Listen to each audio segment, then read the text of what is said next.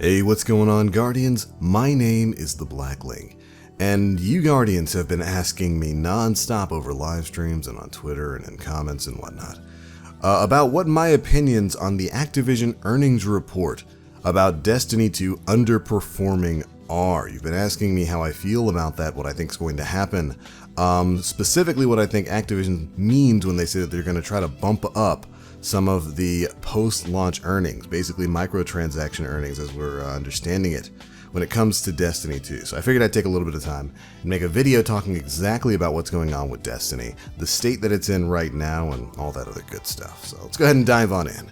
By now, a lot of you Guardians have already heard the news from the Activision earnings report from last week. They made the statement that they are currently a little bit disappointed with Destiny 2's earning numbers. Now, I wanted to start this off by saying this is completely separated from the quality of the game. Activision's comments were not a reflection on the state of the game that Destiny is in. As a matter of fact, I would argue that Destiny 2 in its current state is the best that Destiny 2 has ever been. It possibly is the best that the Destiny franchise has ever been. I've spoken before about how I feel like Forsaken has finally brought Destiny 2 to a level where it could match and then even exceed Destiny 1 during the Age of Triumph. The quality of life changes that have been made to Destiny have made it a fantastic experience once again. And that's absolutely not reflected in Activision's statements. Don't worry, those statements were not about the quality of the game. And instead, they were about sales and, more importantly, player re-engagement. We're not seeing as many players coming back to Destiny 2 as Activision would have hoped. And we actually get to hear Activision say exactly that. They give us a little bit of insight for why Destiny 2 is free on PC right now, and what some of their goals for Forsaken were. And this comes directly from Activision COO and President Cody Johnson. He says that we did that. We made Destiny 2 free because we want the whole community loaded up and able to play it, but also because it's a live game. And once you're in it, with the ongoing features and services and content, there's really deep engagement that takes place. And part of it was also because we have not yet seen the full core re-engage in Destiny, which has led to underperformance against our expectations to date. Some players we think are still in wait-and-see mode. So when you're in, you're deeply engaged. If you're not, we're hoping now is the time to work and to bring players back in and win them back. And that, as a statement, I think is kind of perfectly representative of a lot of the things that are going on right now when it comes to Destiny 2 and its sales. Of course, D2 is free on PC until November 18th, and it seems like the reason for Activision doing that was specifically to get players back into the game. Those who maybe checked out after Destiny 1 or played D2 at launch on console and then, well, didn't really enjoy the experience. He talks about player re-engagement as well as players who are still in wait-and-see mode. A huge part of this, I think, has to do with the underperforming sales numbers. A lot of players have been burned by Destiny over the course of the last couple of years. Just because we're all big fans of it doesn't make that not true. There's a lot of players who were really disappointed in year one of Destiny 1, and they never checked back in after that. There's a lot of people who dove in at the start of Destiny 2. Remember, Destiny 2 initially sold very well. Shoot, it even got critical acclaim from a lot of the bigger gaming outlets, but, as the months went into it, we found out just how shallow that game was. And a lot of players felt burned by that. A lot of players dipped on out of Destiny 2 in year one. I get so many comments on live stream from people coming back and saying, hey, I see this game, at the top of streaming directories now. Is it good? I haven't played since like the first month of Destiny 2. Is it good to come back to? That's absolutely a story that I have seen out in the wild.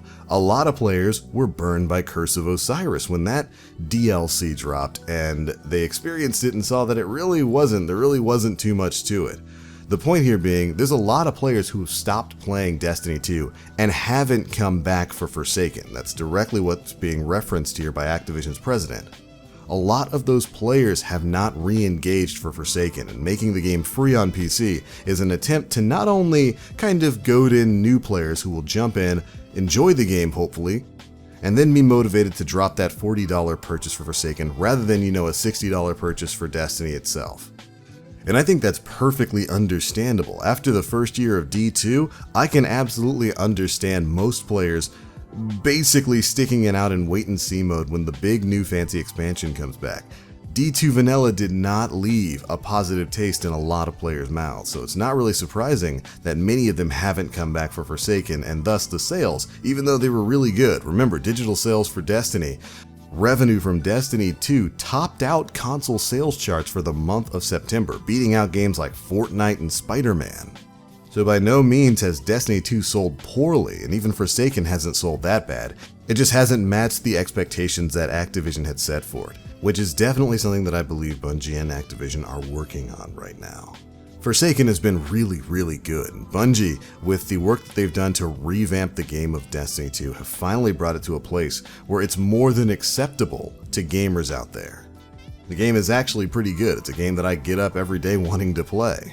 And now we've got a changed content schedule that runs with the new annual pass, for $30 to create additional content every couple of months or so. And so it seems like the goal for Bungie right now is to get players into the base game, engage them, then make those sales with stuff like Forsaken and the annual pass with Black Armory, Joker's Wild, and stuff like that.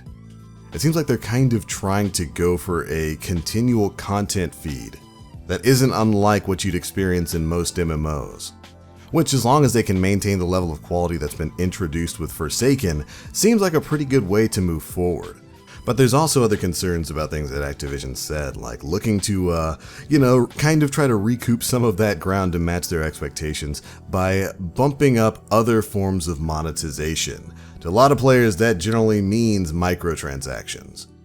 I believe they were quoted as saying they're looking to accelerate the pace of live operations innovations and improve the speed at which they release new content, keep their players engaged, and provide new opportunities for monetization. Which wouldn't be too surprising if it wound up being more microtransactions with the Eververse store. Eververse, of course, was far more egregious at the start of D2 than it is right now. Bungie kind of relaxed a lot of their focus on the microtransactions within Destiny 2. And also another huge part of this is the comparison. Microtransactions are a huge part of gaming revenue right now. Shoot, what was it? EA made $1.2, $1.3 billion from microtransactions and DLC sales. And we've certainly seen similar numbers from supply drop sales in Call of Duty, as well as microtransaction sales for mobile games that are now counted within Activision's revenue stream. I certainly think that's moved the Overton window of what's acceptable for a game to make within the eyes of Activision shareholders, and I certainly think that has something to do with the current shareholder disappointment in the amount of money that Destiny 2 has made. It's not that D2 hasn't sold well. Remember, the base game sold great. Forsaken sold pretty darn well, making it number one for console digital games for the entire month of September. But it's not about making a lot of money, it's about making all of the money when it comes to microtransactions. And right now, Destiny 2 is definitely not engaging players with microtransaction monetization. I don't think there are a lot of people spending money on the Eververse store. As a matter of fact, I think that's because Bungie has specifically tried to move away from people spending money on Eververse. I don't know, just another thing to keep in mind. And we certainly have, new things like the temporal surge. I talked about that in a previous video, and selling emotes and whatnot for silver. Personally, I think that's okay because it's just emotes. I am upset that it's for silver and not bright dust as well, but I really see this as possibly being a response to the earnings report, or rather just another way to try to focus on monetizing Destiny 2 post-release. And I guess on some level that's fine. Personally, I would rather pay actual money for meaningful content. When it comes to something like the annual pass, I'm perfectly fine to drop $10 to play Black Armory, $10 to play Joker's Wild. I think personally that's more meaningful to me than any sort of microtransaction enhancement would be within Destiny 2. But this is something we talked about on the Planet Destiny podcast on how exactly Bungie can further monetize D2 without making it really that offensive to the player base. And really, honestly, I have no idea what the answer is to that. Bungie, based on what Activision has said here and based on everything that's going on, doesn't have a quality problem. Destiny 2 is a fantastic game right now. Forsaken has been an amazing expansion, and the series as a whole is looking pretty bright for the future, but they're really gonna need to nail the content that they drop from here on out, just like they nailed Forsaken. Because too many players have been burned too many times, and so Bungie's kind of in a hole that they dug themselves that they now have to climb themselves out of. There are a lot of players out there who had a bad experience with Destiny 2 in year one, and they really have to re-engage those players and get them to come back and try the new D2. And it looks like the way they might have to do that is with more engaging content in the future. But alright, Guardians, those are my thoughts on the whole Activision thing with monetization and the underperforming sales. I just wanted to get all that kind of stuff out for you, Guardians. If you'd like to hear more in-depth stuff, be sure to pay attention to the Planet Destiny podcast. We went on for a while talking about it. So be sure to keep an eye out for that on the PD channel. But alright, those are my thoughts, Guardian. Be sure to leave me yours down in the comments section below. This is a big topic. Can't wait to hear what you guys have to say.